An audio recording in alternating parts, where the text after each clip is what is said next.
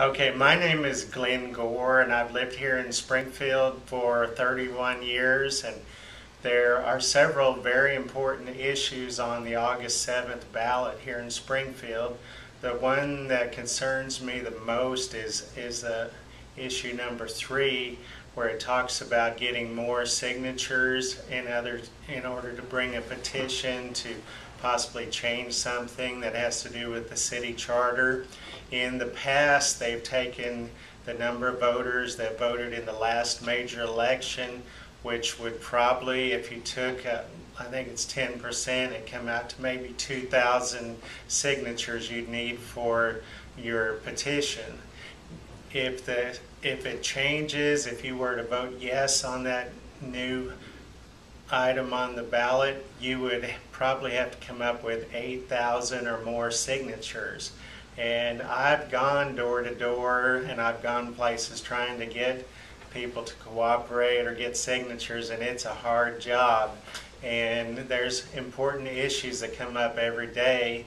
The local citizens need to be able to bring something before the city council, and that would pretty well squelch that from happening. The new way of reckoning, if they had their way, they would take all of the registered voters, which in my own case, I have a close friend. He has moved away to Iowa, but he's still on the voter registration.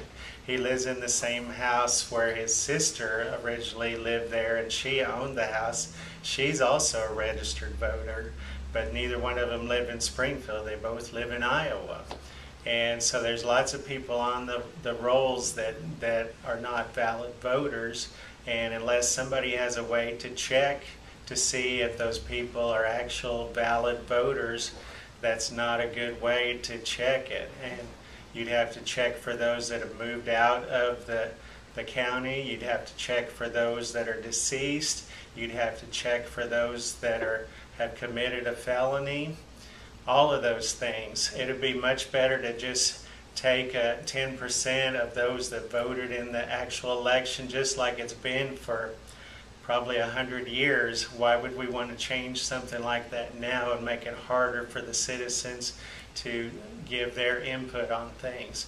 And I think it's just the city is upset because people have brought different issues forward, which that's good that people are taking an interest in the city and the city government, and we shouldn't stop that. We need to encourage it. And so I encourage you to vote no on issue 3 on August the 7th.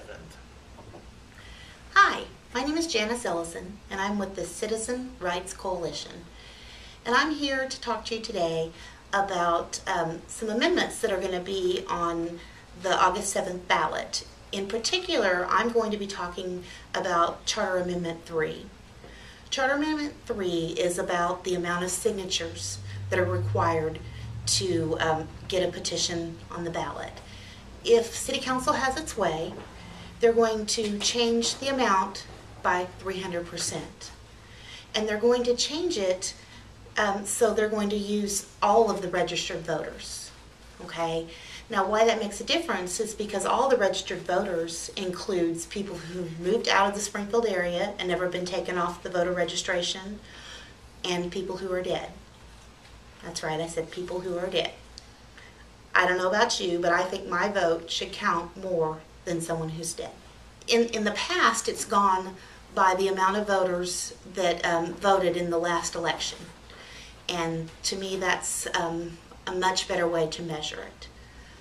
So I would just like to encourage you to vote no on Charter Amendment 3 and protect your rights.